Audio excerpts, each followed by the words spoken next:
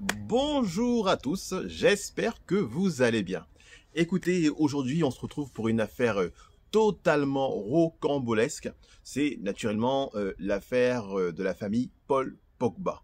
D'accord? C'est une affaire qui est tombée du ciel, c'est-à-dire que personne ne s'attendait du tout à de telles choses, hein, puisque jusqu'à maintenant, la famille et les frères Pogba, c'était la Pogdance, c'était la Java, c'était trois frères unis, tous ensemble avec l'équipe de France, trois frères unis main dans la main, inséparables.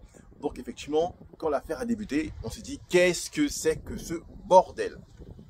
Bien entendu, moi comme tout le monde, j'ai d'abord cru à une blague, à peut-être un teaser, peut-être quelque chose qui allait annoncer quelque chose de génial, en fait, quelque chose d'un peu surjoué pour préparer, faire un peu le buzz.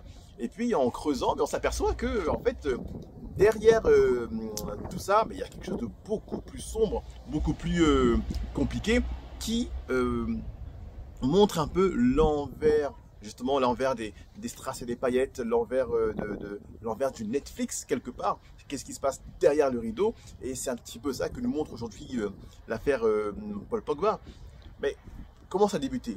Ça a débuté ce samedi quand Mathias, donc le grand frère de Paul Pogba, a mis cette fameuse vidéo en plusieurs langues sur le réseau Instagram et sur d'autres réseaux.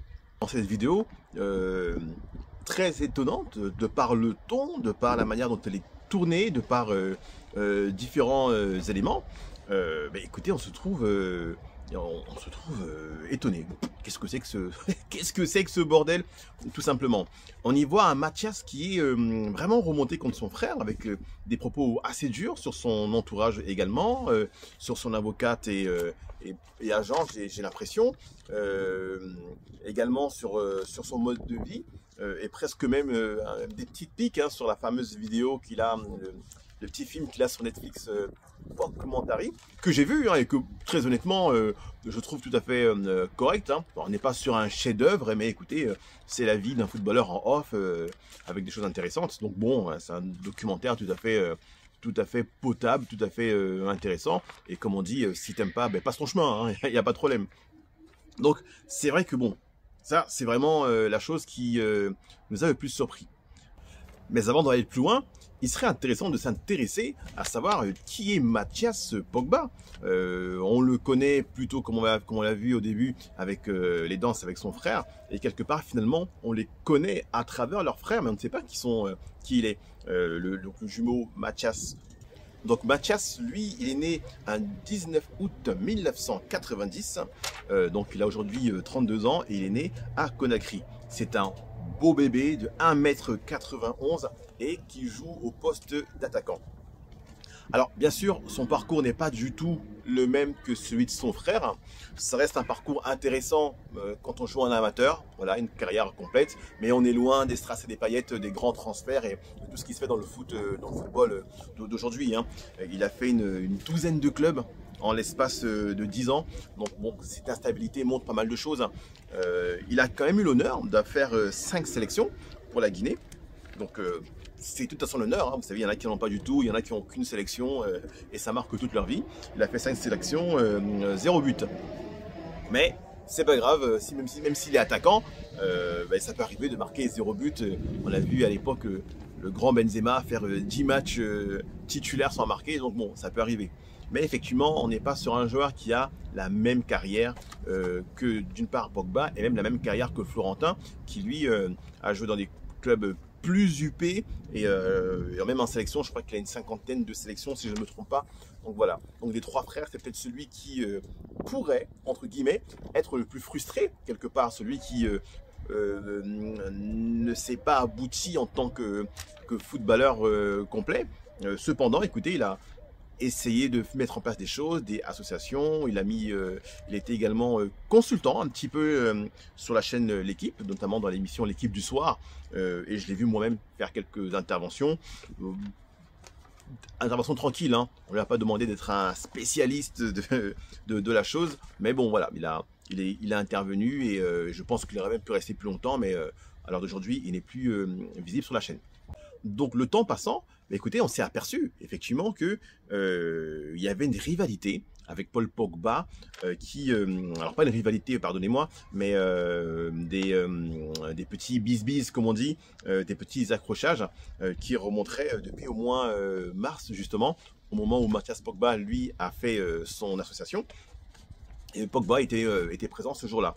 Donc, il y a eu à ce moment-là déjà des choses assez étonnantes. Et il y a eu, paraît-il, d'après ce qu'a rapporté Pogba aux enquêtes, puisque aujourd'hui l'affaire est passée au niveau judiciaire, donc vraiment un cran au-dessus, donc d'un enlèvement qui aurait eu et dans lequel il aurait été séquestré ou dans un appartement ou dans une cave. Il y a plusieurs informations qui divergent. Avec des personnes cagoulées, armes à la main, avec des amis d'enfance, qui lui réclameraient la maudite somme de 13 millions d'euros pour service rendu. Bon, 13 millions d'euros pour service rendu, ça commence à bien chiffrer parce que il faudrait que ces ravisseurs nous envoient la facture détaillée. 13 millions d'euros pour savoir qu'est-ce qu'il y a eu exactement.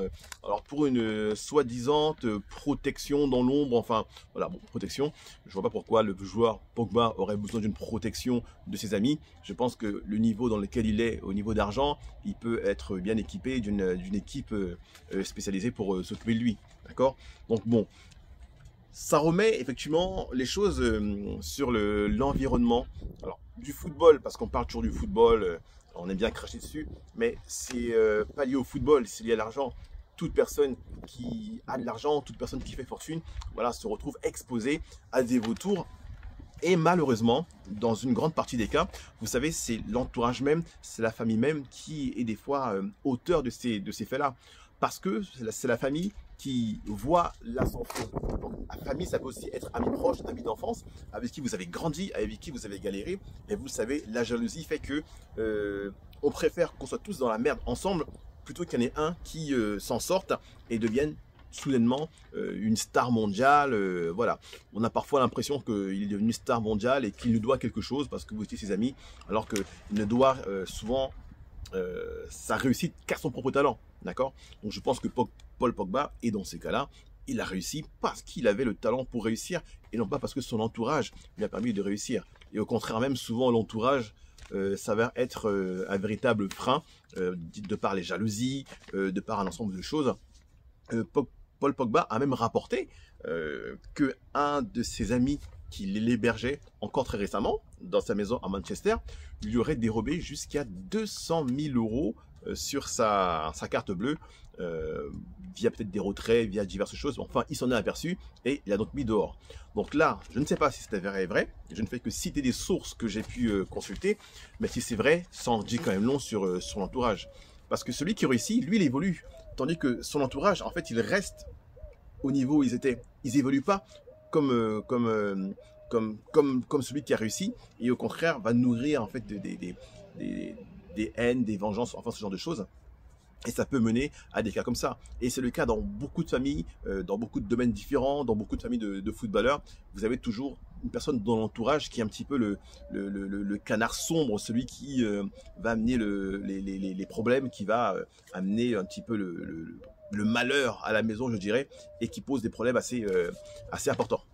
Bien entendu, Mathias Pogba a aussi cité Kylian Mbappé pour une sombre histoire de sorcellerie. Alors, moi, j'ai envie de me lever et faire un salto arrière. Est-ce que Africain, je dirais nous Africains, je suis originaire d'Afrique, du Cameroun, pourquoi on n'arrive jamais à se sortir de ces histoires de sorcellerie, de marabout Moi, c'est un truc que je comprends pas.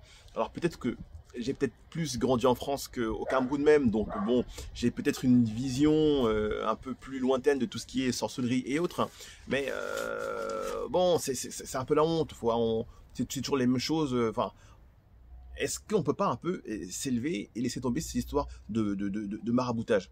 Et pourquoi est-ce que le maraboutage, ce n'est que pour faire du mal? C'est vrai, parce que si l'Afrique, avec tous les marabouts qu'il y a, et tous les pouvoirs supposés qu'ils ont, l'Afrique, ça devrait être le Wakanda, en vérité.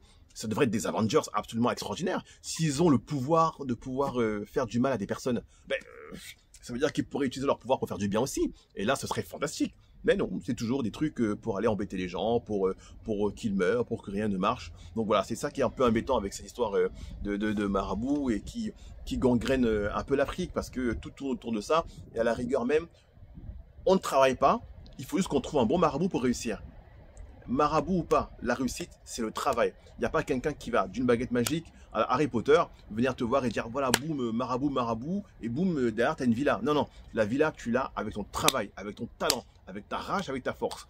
Rien d'autre ne pourra te donner la capacité de réussir. Et par ailleurs, il est vrai qu'on découvre cette histoire aujourd'hui. Maintenant, je ne sais pas comment Paul Pogba a géré cela, mais ça a plutôt été bien géré parce que s'il s'avère de manière véridique qu'il a bien été enlevé, séquestré, demande de rançon, jusqu'à aujourd'hui, on n'avait rien entendu de l'affaire. Donc c'est aussi ça qui est remarquable du côté du clan Pogba. Faut bien le souligner. Parce que c'est Mathias, en fait, qui lui, en arrivant, met les problèmes, met le linge sale en public. Mais en fait, il y avait déjà des vrais dossiers dont on n'avait eu aucun écho. Ça veut dire qu'en vérité, Paul Pogba, de son côté, avait fait en sorte que les choses restent, on va dire, encore derrière les murs, que ça reste à la maison, que les embrouilles se règlent à la maison. Et en fait, il n'a jamais étalé l'affaire dans les médias. Aujourd'hui, il a réagi, effectivement, parce que l'affaire est dans les médias, et maintenant ça passe par les avocats et tout ça, donc il est peut-être obligé de réagir comme ça. Et quelque part, si quelqu'un a été véritablement marabouté, j'ai l'impression que c'est pas Kylian Mbappé, mais que le maraboutage a été mis sur Paul Pogba, puisque c'est lui qui depuis quelque temps a beaucoup de blessures. Il a fait une saison très difficile à Manchester, transfert un peu compliqué, retour à la Juventus, alors que c'est quelqu'un que l'on annonçait futur Ballon d'Or au Real Madrid, enfin avec vraiment une carrière absolument dingue, qui est plutôt en train de stagner, et s'il ne se remet pas de sa blessure, ça peut être pire pour lui. Donc je ne sais pas ce qu'il en est de cette histoire de maraboutage, on aura peut-être des détails plus tard, mais si quelqu'un a été marabouté, je m'excuse, c'est pas Mbappé, vu la carrière qu'il a actuellement, les stats qu'il a et le statut qu'il a, plus son contrat dont on n'a jamais eu l'écho, mais il doit être pas loin d'être milliardaire ce monsieur. Si quelqu'un a été marabouté, c'est pas Mbappé, c'est Pogba. Donc soit par ricochet, si lui-même a marabouté, ou soit parce que son entourage ont tout fait pour que lui, ça ne marche pas. Mais si on compare les deux, il vaut mieux être aujourd'hui Kylian Mbappé que Paul Pogba. Très honnêtement, en termes de carrière, en termes de fashion, en termes d'étoiles, voilà, aujourd'hui, Mbappé, ça fait plus kiffer que la période de Paul Pogba. Ça, il ne faut pas s'en cacher. Voilà, donc l'affaire va se continuer. Hein. Mathias a fait des reproches assez importants. Il a reproché qu'il a failli mourir, donc ce serait bien d'avoir des détails. Alors, ce qui est compliqué, c'est le côté voyeurisme. Parce que d'un côté, on va être honnête entre nous, on va tous se dire oh non, il faut que ça reste en famille, patati patata, mais en vérité, vous savez comment est l'être humain. On veut tous savoir c'est quoi cette histoire au fond de nous. Même si on va dire non, ça doit rester là-bas, on veut savoir quand Mathias Pogba nous dit qu'il a failli mourir, qu'est-ce qui s'est passé? On veut savoir les détails de ce qui s'est passé pendant la séquestration de Paul Pogba. C'est quand même rocambolesque, c'est quand même étonnant. Enfin là, c'est Peaky Blinders, quoi. Donc bon, au fond, nous, on veut savoir. Maintenant que vous avez commencé à parler, il faut aller jusqu'au bout. Vous avez mis ça sur la place publique, on va aller jusqu'au bout, ça y est, c'est trop tard. Il y a le public qui a la fouille, on a payé, que le film commence. Mais c'est triste. C'est triste de voir une fratrie, des frères s'entre-déchirer, des frères qui ont été unis. Voilà, honnêtement, ça me fait mal au cœur en tant qu'Africain, en tant que Black aussi, parce que bon, on s'identifie forcément, hein. Il n'y a pas de souci là-dessus. Mais voilà, c'est quelque chose qui fait mal au cœur de voir une famille qui a été un peu un exemple. Vous voyez, des frères unis comme ça, c'est pas dans toutes les familles. Donc oui, ça fait mal au cœur de se dire que l'humanité n'a pas d'espoir, quoi. Dès qu'il y a de l'argent, même les frères les plus unis, même une famille unie, l'argent peut tout ravager comme un raz-de-marée, quoi. C'est un tsunami. L'argent, la jalousie, le regard des autres, ce sont des phénomènes de société qui nous font sombrer et vont chercher en nous ce qu'il y a de plus sombre. L'avidité, l'envie d'eux. Donc est-ce que, alors j'ai vu des choses, alors est-ce que Mathias Pogba ne recevait plus les royalties de son frère, parce que des fois à un moment donné t'en as marre d'arroser aussi, quoi. Tu dis aux gens allez bosser, ça y est, vous avez arrosé pendant 10 ans, vous pouvez marcher de vos propres ailes, voler de vos propres ailes maintenant. Tout est possible. À ce stade, on n'a encore que des rumeurs, on n'a encore que des choses pas pas complète. Donc on va attendre. Mais déjà, voilà, à l'instant qu'il est, voici les informations qu'on a. Et on se tient au courant de la suite de ce fantastique Netflix, Pogbaflix, on va dire. Et on verra bien ce qui va se passer. Mais voilà, la vérité, c'est que cette histoire est très triste. Et c'est vraiment triste même pour la mère des Pogba. Quand c'est vos enfants, vous les voyez s'entre-déchirer comme ça. Même si la mère de Pogba, Paul Pogba, a pris plus parti pour lui, peut-être parce qu'elle a aussi plus d'éléments, mais voilà, sachant que Mathias n'a jamais, à ce stade, aujourd'hui, n'a jamais contredit le fait qu'il ait séquestré son frère. Il a accusé de plein de choses, mais il n'a jamais démenti cela. Donc c'est à suivre aussi. Voilà, écoutez, je vous tiens au courant de la suite des épisodes. De toute façon, vous aurez plein d'informations. Mais voilà, mon point de vue, c'est que c'est très triste d'en arriver là et que j'espère que ça va vite s'arranger. À très bientôt.